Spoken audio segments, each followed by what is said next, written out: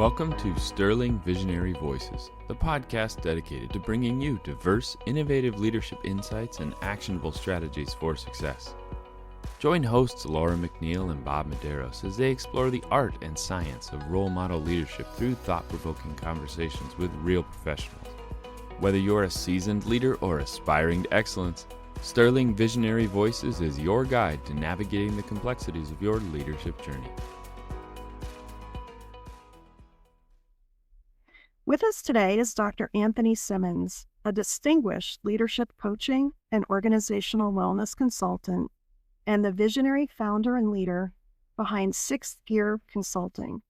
Dr. Simmons is a retired Navy captain, service warfare officer, graduated as Valedictorian from Goodwater High School in Alabama, and was recognized as an all-state football player. He attended Austin Peay State University on a football scholarship where he graduated with a degree in robotics and now a member of the Austin Peay Governor's Military Hall of Fame. He holds a master's in mechanical engineering from Naval Postgraduate School, a master's in military operational art and science from Erie University, and he has earned his doctorate in strategic leadership from Regent University.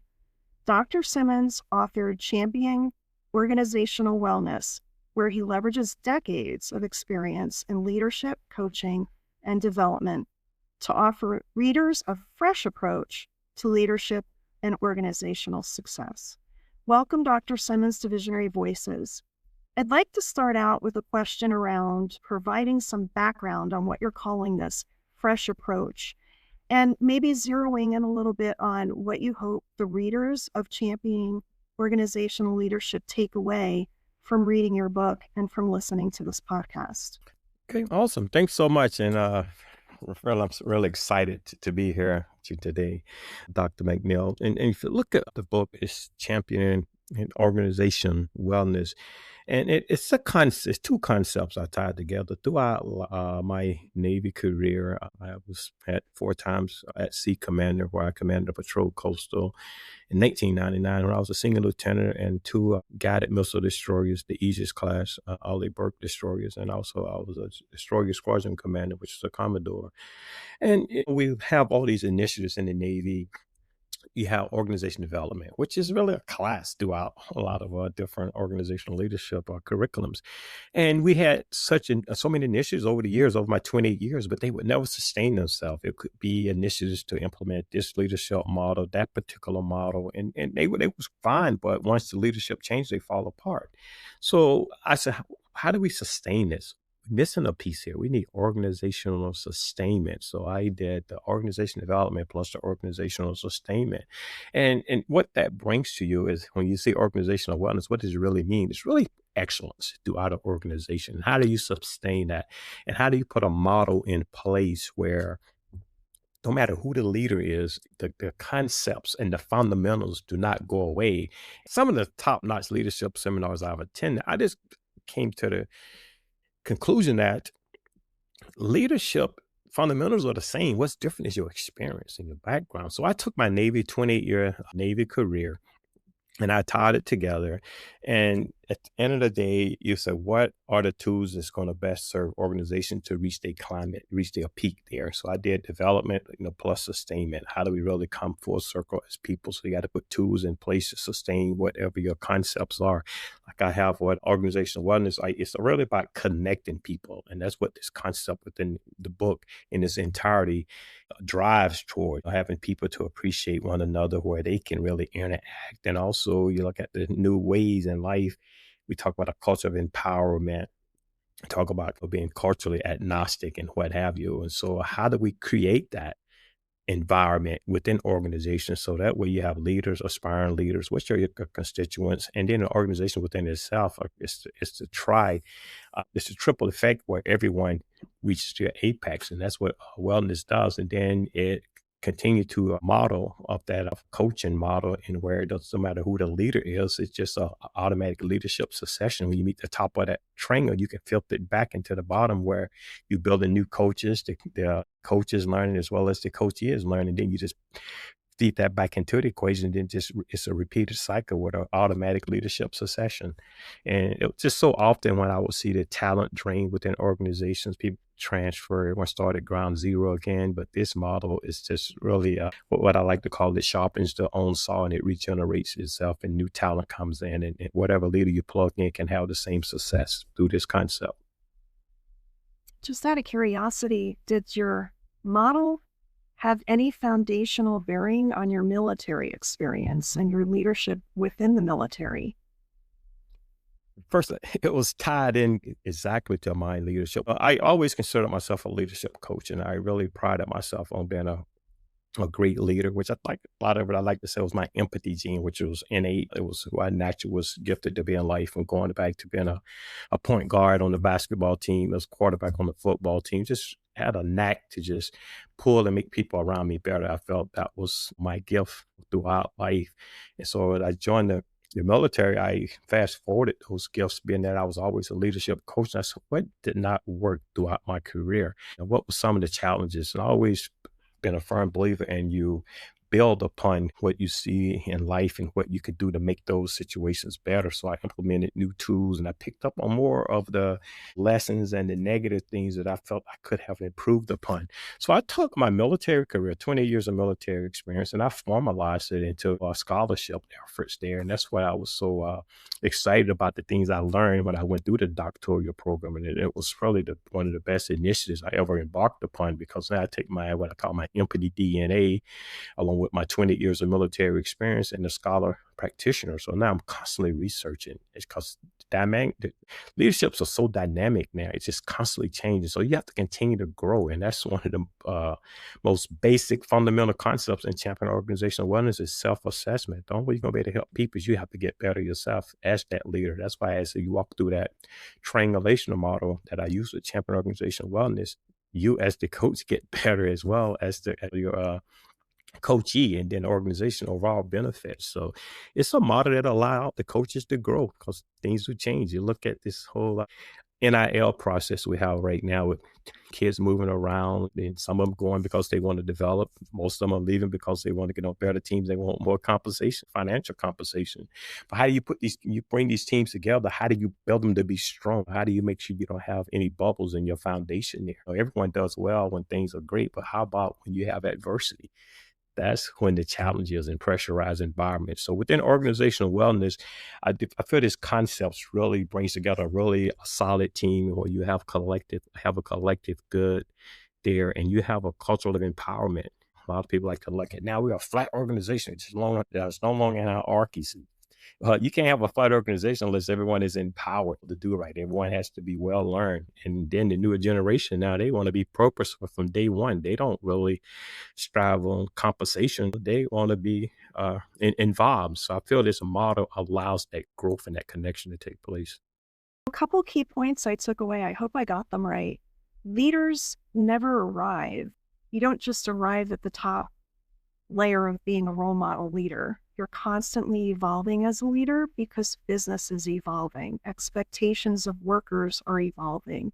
Generations are being born, and they have varying degrees of focus and needs. So leadership is an aspiration that I feel that's never really perfected. The stability of leadership is only perfected through the constant change and evolution of the leader. Maybe I should say it that way. I agree with you 100%. And as I said, I constantly tie into different models. Right.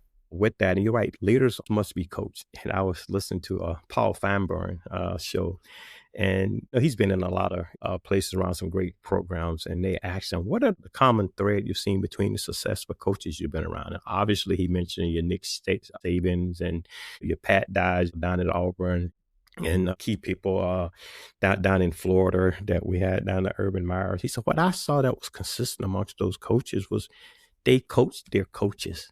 they're engaged, make their coaches better, not so much just the players itself. So coaches have to evolve, and you don't see a lot of that cultivation taking place today. I think, as you have seen amongst some of the greatest, you have more of a tendency now to be sort of like the top guy, senior guy. I was just reading the paper, one of the local universities here, and the head coach he's been assistant for 20 years, and he was saying, "Yeah, I'm a head coach now. I get to be a part of everything. I can make all the shots. Everything comes through me." I was like, "Oh man, he has a long ways to go. He has a lot to learn. You got to lead through people." And that's the only way you're going to, I feel, be successful, through the sum of the whole, through collective intelligence. Great point. So I see it as a balancing act between retrospection, which you get through coaching, and focusing on change and future evolution. With that in mind, I've pulled out the book you've written, Organizational Wellness, and looked at the cover. And on the cover of Organizational Wellness is 5 layers. They start with empowerment on the bottom. Then it goes to assessment, blind spots, coaching, and the last tier in the triangle at the tip top is culture. Can you talk us through the meaning of those layers and how they interact with each other? Yes, it's always an interesting question. And first, thanks for that. And also, thanks for giving me the opportunity to expand on that concept. It's really about triangle vice a pyramid.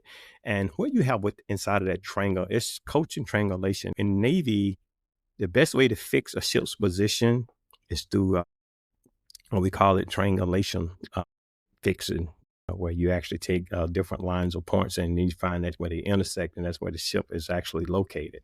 So I came with this triangulation model, and I always use operational design where you got ends, means, and ways in order to, and then inside it you have some assumptions and some risks. Obviously, that's the design model that's been in place forever since I was in the Navy and anytime we designed. So I look at these concepts here, as you see the coach and the culture, and they don't have any packing order. What they do have is I have what I call my means.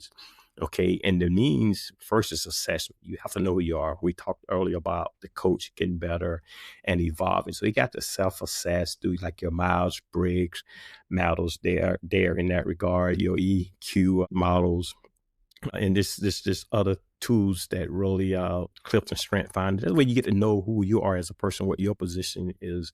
And then once you self-assess, which is ongoing, then we move into what we call the blind spots here. The want self versus the out self. Who are you really are? What do you should do? Sometimes we make decisions based on our groups we're associated with, some of our social beliefs. But we're in the world now where it's just a melting pot. The United States, and for the most part, it's just tons of microcultures. And I'm the guy that sailed around over 65 countries through my 28 years in the Navy, where I did a lot of partnership building. And I realized the most important thing when you deal with other countries are to really to understand how they really do business by having these misconceptions about who people were. So you have to suppress those blind spots there in order to get what I call the intergroup interaction.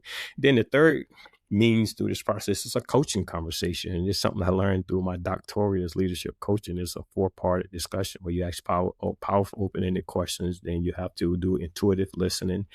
And then you draw to someone's introspective, and then they do a call to they do a call to action. They decide they own how they want to overcome what challenges they see, and then you just support them without suspending judgment. So that's the first pieces there, which is assessments, suppressing blind spots, and then the coaching conversation. And then we get into it inside this triangle where your ways. How do I get now that I've connected within this particular triangle and move through these ways, which the ways are your culture, being culture harmony for the most part, being culturally agnostic. And then the other part is empowerment, what I talked to earlier, having an encouraging organization where people are actually developed. And this is the sustainment piece as well, where you get coaching protege models. Some people call it mentoring program. These are some of the tools I use when I was in command. I did cross-skilling, which is cross-functional training. I did learning needs assessment, strategic human resource development, in order to put the vision before the sailor so they can understand how they fit into the equation, where they was going to go, what was in the process for them for them developing, moving to the next layer in life. So this is the inside and empowerment piece there within that training. Then you get to the apex as you walk through your having culture harmony. One is It doesn't matter what your background is because you get to know each other through that, through those means, through those conversations, through suppressing blind spots and through self-assessment. And then you get to that apex where everyone does well, the organization, the coach and the coachee. So that's how that model comes full circle. Interesting that it leads back to culture. Similar premise that you were talking about originally with your other book. I've heard you reference the term upside down management in the past in some of our conversations. Wondering if you can share for our listeners today what you mean by that upside down management and what improvements are required when upside down management does exist. Just in some of our sidebar conversation, we talked about the whole self-esteem, psychological side of life and the positive self-talk. How do we really feel? I feel the most important attributes any leader could bring to bear is self-confidence and humility. But it takes a lot to really be humble, though. You have to, first off, you have to be really self-assured. And when I wrote my thesis for, actually my acceptance letter for the doctoral program, dating back to 2016, they asked me, what are some of the most pressing leadership needs in the world today? I said, we have upside down leadership models. We have people in leadership positions that's not really qualified to lead. They're not really comfortable in those positions. They're in those positions to elevate themselves, but it's not about you. Leadership is sacrifice. You have to elevate the platform that you're on there, and you have to adapt and evolve in order to serve that platform. So once again, I said leadership is service, and we get this where it's sort of upside down now, where we have people in leadership positions where they're more needy than the people they're leading. Now look at youth sports. You got these grown people that's standing on the shoulders of kids, trying to actualize through kids. And it distills down to Maslow. You have your different layers. You got your defensive aspect of it, where you have to, where you feel the safety, and some of your psychological needs there. And then you move up into the second tier, which is your progression side, where you got actualization and you feel like you really belong.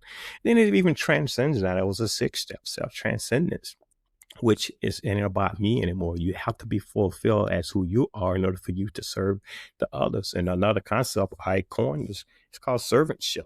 So all this comes really full circle. You can no longer afford to be transactional as a leader. One of the biggest lessons I received from one of my mentors or admirals as I came through the ranks, I went through department head school, and he told the class, he said, when you get out there with your sailors, allow them to make mistakes. And it's fine. And you have to be the one who compensates for that and coach them through those mistakes. I just see so much transactional leadership. Now, no one wants to fail, but people become transactional because sometimes they're not assured enough. They are not willing to take on the risk. So that's really the underpinning of the upside down model, where I feel we really have people that's in leadership positions that's trying to actualize and trying to fulfill themselves through those positions. And that's just not appropriate. And that's why I see a lot of failures I feel we have within organizations now. A lot of the transactional experiences that's out there. If you look at Eleanor Roosevelt, she always say a good leader, you have to be inspirational. You have to inspire people. That means you have to build life into people. So a good leader inspires people to have confidence in the leader, but a great leader inspires people to have confidence in themselves. And that's really, really powerful there. So I think we a little upside down right now in that regard, that we have to work towards it bettering. That was a great explanation of that. Thank you for that. One of my sayings as a university professor has been, we do not like what we do not understand. And I found myself saying that when I was kicking off the first class of a statistics class or a finance class. The quantitative classes seem to give folks a bit of heartburn. I know I've heard you say to know is to love. Would you mind sharing with us where that came from? Perhaps this personal story you have that led you to adopt that as a saying, one of your favorites or a motto of yours? Yes. First, we'll talk about love. I like to talk about filial, either agape, brotherly love, or the love for something. We all have purposes in life, right? And you can read my bio and see some of the things I did. And you can say, well, you moved up the career ladder pretty well. But it comes a time in life, though, you have to really ask yourself, what's your true calling in life? Who are you really as an individual? And what it was that your Savior called for you to be. And I realized over time and after so many experiences that my ikigai, my purpose in life, is to connect people. And you do that through coaching love. And the operative terms are to know is to love. And the more I read some Adam Grant. He talks a lot about think again, how people are so disconnected. And then I fast forward to I was just reading through a book with Abraham Lincoln and There Were Light by John Meacham. And he had this fan saying, he being the president, he would say, "Hey, I don't like that man." And he said, "Perhaps I should get to know him." So I just feel in society where we are today, we have so many challenges because we really don't take time to get to know people. And I think if we did that, we would have a better understanding that we have so much in common. We have so many common threads that you could ever imagine. So as I said, to know is to love. It's just a matter of really, really getting to know people. And that goes back to what I talked at the beginning. First, you got to know yourself. That means at the bottom of that training where you walk across there, where you have to have self-assessments, you got to suppress blind spots, and you have to have a coaching conversation. You have to give those opportunities. And I do this entire connecting is through what I call a common act. You have to appreciate, communicate, and trust. Yeah, and that comes from this. Every time I pick up so many articles, there's no trust in this organization. Yeah, I said, well, there's no communication. No one is transparent. And I just feel it just circles back to the upside down leadership where people are not comfortable. They keep a lot of stuff close to their vest.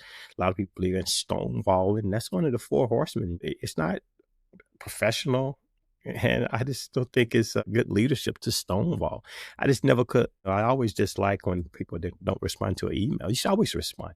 You don't have to be emotional, but it's disrespectful not to stonewall. That's just like condemning someone. So there's just so much that we don't understand about the connecting with people and appreciating people and communicating. You can't be a leader if you're keeping stuff close to your vest. And I always had my command philosophy when I was a captain of a ship.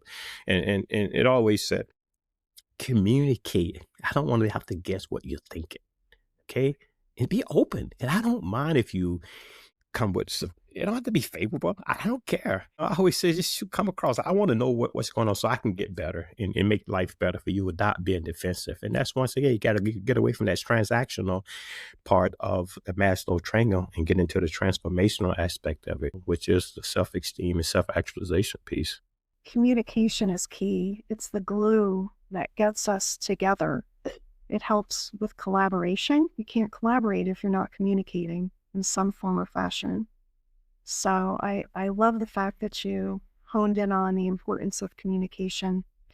In closing, I wonder if I could put you on the spot and ask you to share an example from your very vast background and experience of a leadership situation or scenario that really resonates with you today. If you were sitting with your grandchildren, what story would you share with them to bring them through the ages and help them be better leaders? Is there something in your past or your background that was a real defining moment for you?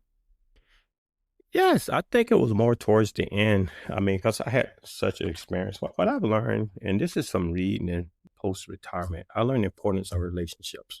I think that's why I really come to my calling. I had some, I've came so close to just going full circle in so many ways. I was on a short list to really get promoted again in the Navy, and I didn't do a good job with relationships. And unfortunately, sometimes when there's no trust within organizations and you get in a position where you act outside of your character in order for self-preservation, whatever it means. So I learned the importance of relationships. And I always tell my kids, it's the PI concept. I think a gentleman's name was Harvey. It talks about performance, image, and exposure, where it's the 10-30-60 rule. Performance is only 10% of where you go in life. 30% is about image. And then the 60% is exposure. And I talk about meeting people where they are, getting to know people. But even as an executive, with the success I had, I don't feel like I did a good job connecting with people and getting to know people, allowing people to get to know me, even if there are differences. You still don't want to be misconstrued or misjudged the way you're in an environment where there's no trust.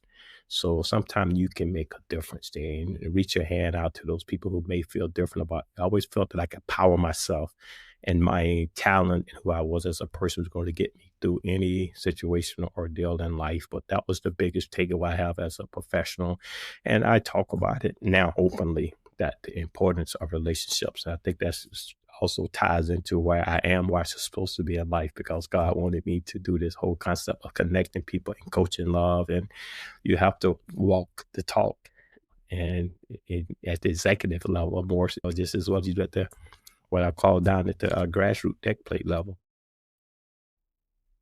I used to say that being a leader in an organization is multiplicatively more challenging than being an individual contributor, multiplicatively. And I think if it's fair for me to say with what you just said, focusing on the brand image of that leader is really key, more so than, like you were saying, performance. It's the brand, it's the image, it's the establishment of the culture for the organization. It's creating something great. Like I look at Apple and what Steve and Steve have created. Steve Jobs, of course, is no longer around and he's no longer leading the organization. But yet, I believe that he's created a foundation of culture there, in that they're always going to be on the forefront of innovation and looking forward and building. So I love what you said about 60% being relationships. Like I said, I hope it's fair for me to say maybe that's a drop in the bucket for building your brand and really focusing on having a consistent brand. Yes. And it really is. And that's why I talk to coaching love, the connecting piece, and how we go about doing it. Sometimes we don't, well, I fail to look at it at my level. And sometimes you'll look at people's behavior. I always felt like I was comfortable with who I was as a person. I did things based on what I thought was right and on my performance. But then realize that you have to cultivate and harvest those relationships. And the gentleman who wrote that concept was Harvey Coleman. That was the author of this particular book that talked about the PIE, as I call it, performance, image, and exposure concept there. So I always, one thing I will say, and because I like to talk to my kids more about the things I feel they can build upon, and one is championing your career. If we look at how do you get success, it's the confluence of opportunity and preparation. Colin Powell would always say there's no secret. Preparation and hard work, and learn from your mistakes. So preparation is up to you as an individual, but the opportunity comes from the organization. You're only going to go as far as the organization allows you to go, put you in certain positions. Sometimes you got the champion getting in those positions, but sometimes you have to do the things that it takes for people to feel comfortable putting you there. So you can't ever feel that just because you perform at a certain level that you're going to get put in positions where you could have the success throughout. So those are the discussions I have with my kids. And in the book I'm writing now, my memoir, Leading People to Good Waters, there's an entire chapter in that book that talks about career championing for people from different groups and different backgrounds and building those relationships. Yeah, interesting. I'll have to pick a copy of that up once it's available. Well, it's been great chatting with you, Dr. Simmons. I appreciate you taking time out of your very busy day to join us. We'll have to have you back. Well, thank you so much, Dr. McNeil. I really have been looking forward to this, and really thanks for the thought-provoking questions, because as I spoke to throughout this conversation, it's just as important for me to learn from this conversation as it is for me to share information. So I've learned a lot from this talk with you, and hearing your perspective I felt it's critically important as the information I was sharing. So thank you for enlightening me on some of the concepts and even add more light to my ideas. I appreciate that. We'll have to keep it going. We'll definitely have you back. Absolutely. Look forward to it. Thank you for listening to today's episode of Sterling Visionary Voices, Insights for Role Model Leadership from the Sterling Council. Discover more and connect with us at sterlingvisionaryvoices.com.